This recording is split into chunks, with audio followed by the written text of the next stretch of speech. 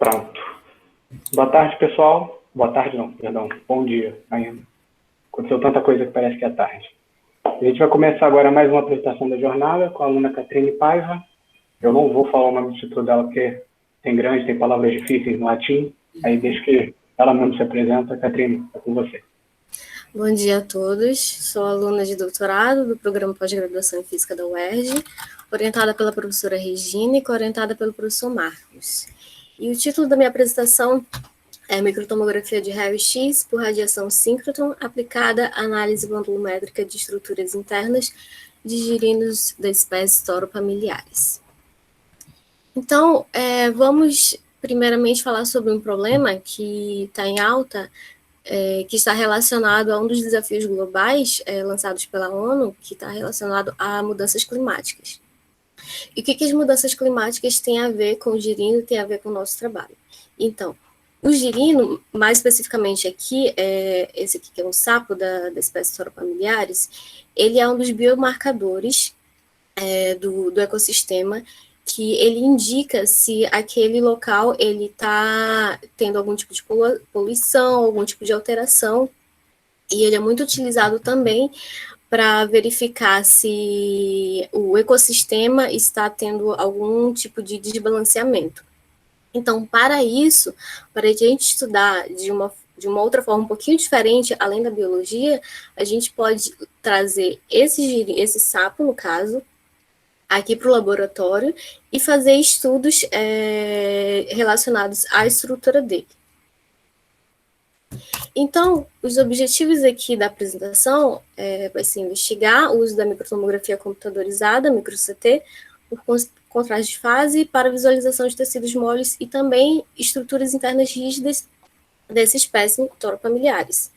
Além disso, o próximo passo vai ser reconstruir esses dados volumétricos referentes também à formação de ossos, desenvolvimento dos olhos, sistema nervoso e a mudança de notocorda desse girino. Então, no caso, serão 4 estruturas que nós vamos focar especificamente para esse trabalho. E também a gente vai verificar ele em diferentes estágios de desenvolvimento. A gente falando aqui sobre microtomografia computadorizada, micro-CT, ela é uma técnica de imagem que a gente consegue analisar tridimensionalmente as imagens que nós vamos coletar dessa amostra através do coeficiente de atenuação linear de cada estrutura. Então, se você tem aqui, imagina que você tem a sua amostra composta por diferentes coeficientes de atenuação.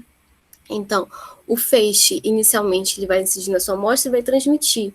E uma lei que ela vai reger esse comportamento é a lei de Lambert-Beer, que ele relaciona justamente o feixe incidente com o coeficiente de atenuação linear dessa tua amostra. Como a gente está falando de uma amostra muito heterogênea, então a gente vai ter diversos coeficientes de atenuação.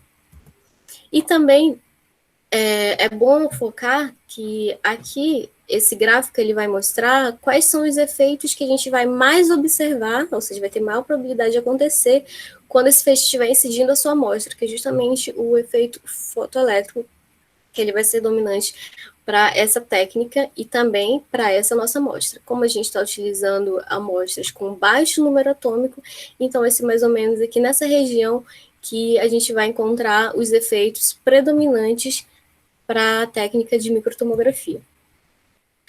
Além disso, o setup aqui da nossa técnica, ele consiste basicamente, você tem um feixe aqui de radiação, passando por sua amostra que vai estar posicionada na vertical, aqui é o girino, e por fim, a informação transmitida ela vai ser passada para o detetor.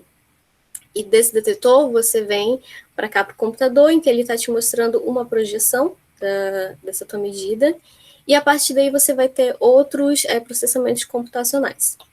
E toda essa técnica de micro-CT, a gente utiliza, juntamente com isso, a técnica de contraste de fase, que permite a gente observar esses tecidos moles com um pouco maior de contraste, sem adicionar elementos químicos, alguns contrastes químicos, nessa tua amostra que está sendo analisada.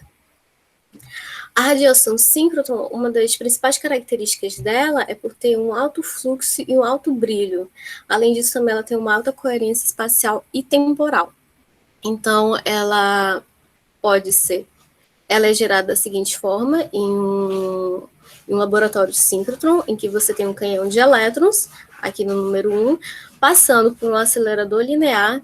Esse acelerador linear, ele vai pegar esses elétrons, acelerar próximos à velocidade da luz, jogar aqui no booster ring, que é o acelerador injetor, e daí esses elétrons vão ficar nessa trajetória circular, passando então para o anel principal, que chamamos de anel de armazenamento. Então, esses feixes eles vão ser mantidos nessa órbita com o auxílio de ímãs que vão estar posicionados nesses elementos aqui destacados. Por fim, vamos aqui para cima, temos as linhas experimentais, em que nós vamos ter os dispositivos ópticos, e para cada linha experimental você vai ter um setup diferente.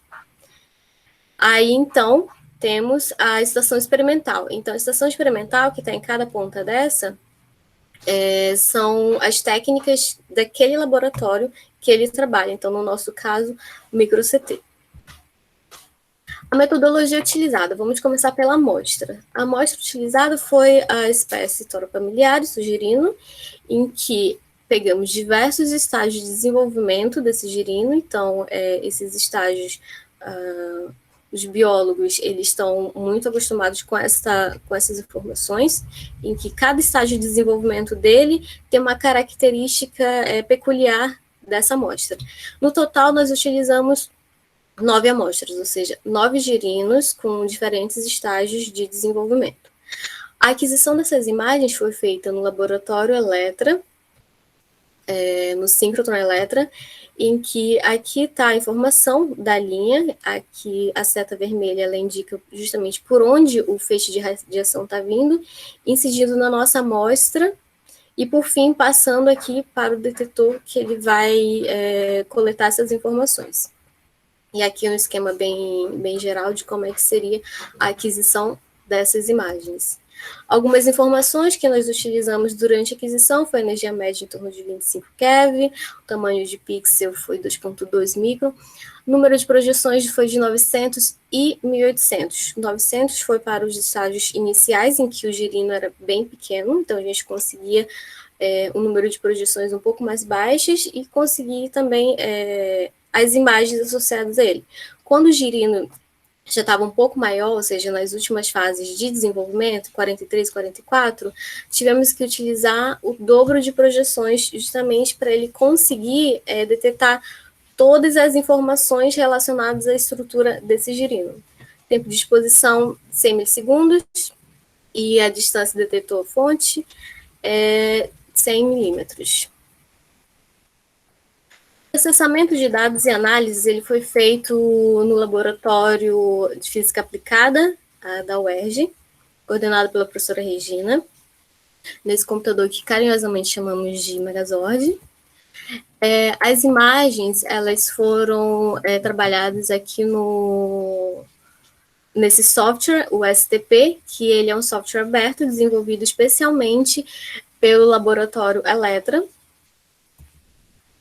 E, por fim, utilizamos o aviso para fazer a reconstrução, para nós pegarmos essas regiões dos girinos e calcular o volume.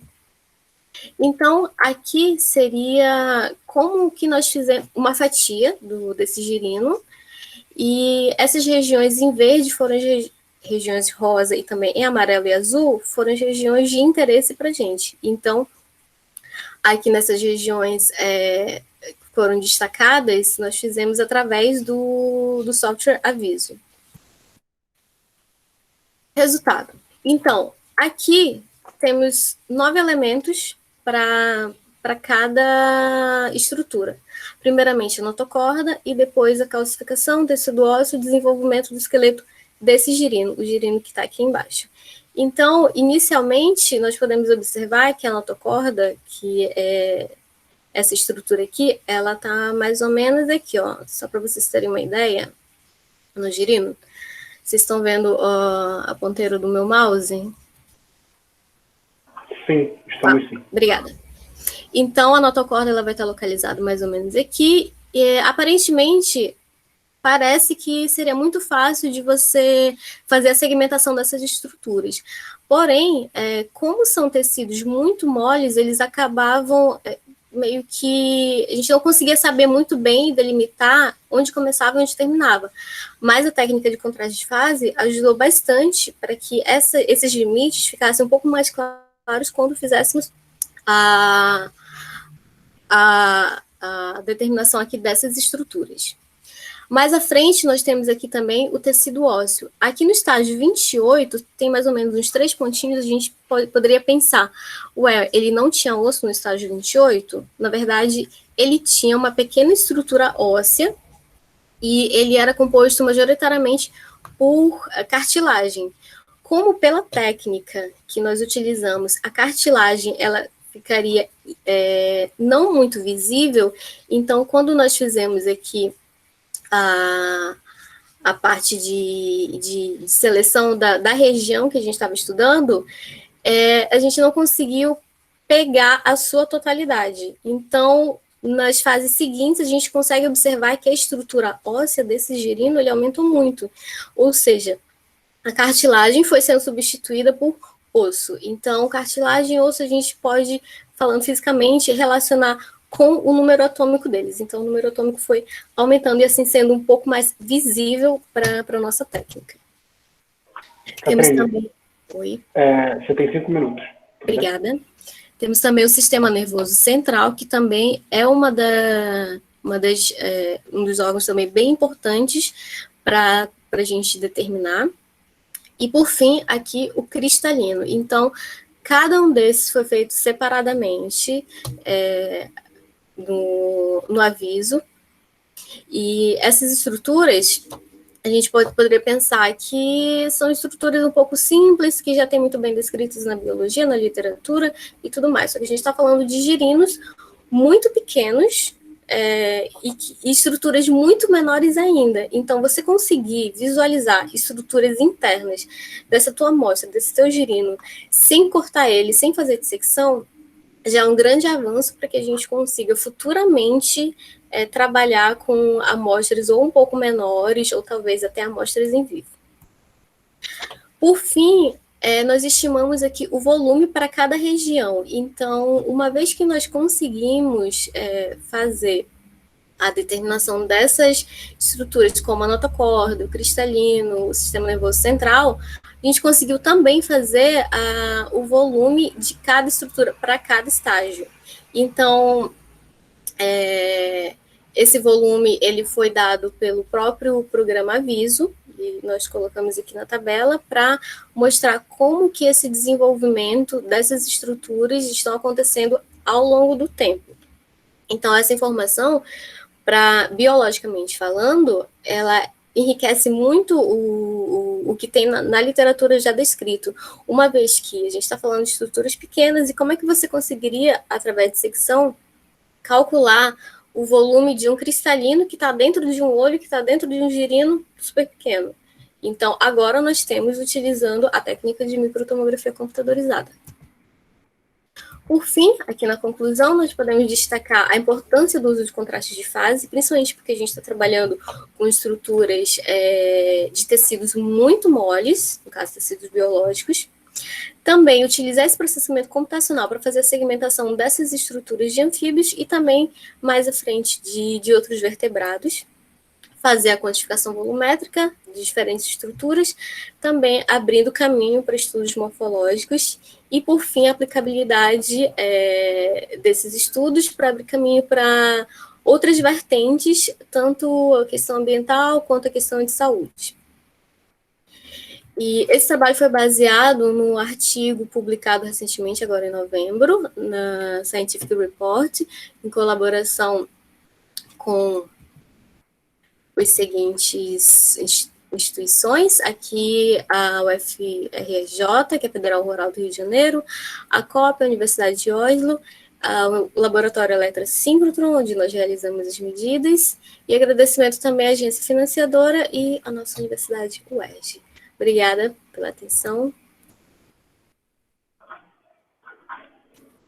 Obrigado, Catrine. Vamos agora abrir para as perguntas. Alguém tem alguma pergunta? Pode abrir o microfone e fazer, à vontade.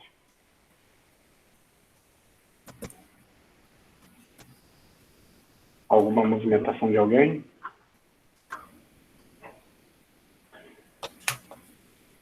Oi, Catrine. Oi. Vocês chegaram a desenvolver algum software ou alguma coisa para essa análise, ou vocês estão utilizando já softwares existentes, né? Qual exatamente é o avanço, né, em relação a essas análises que vocês estão fazendo com relação a outras existentes também?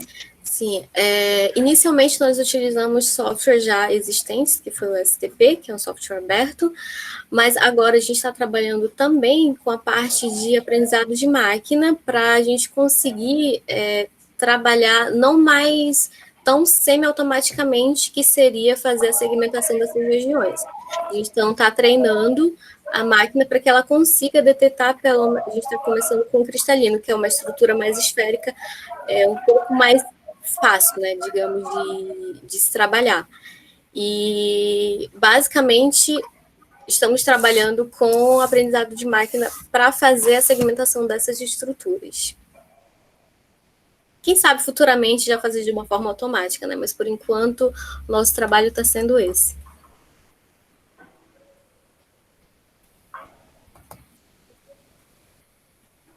Mais alguma pergunta?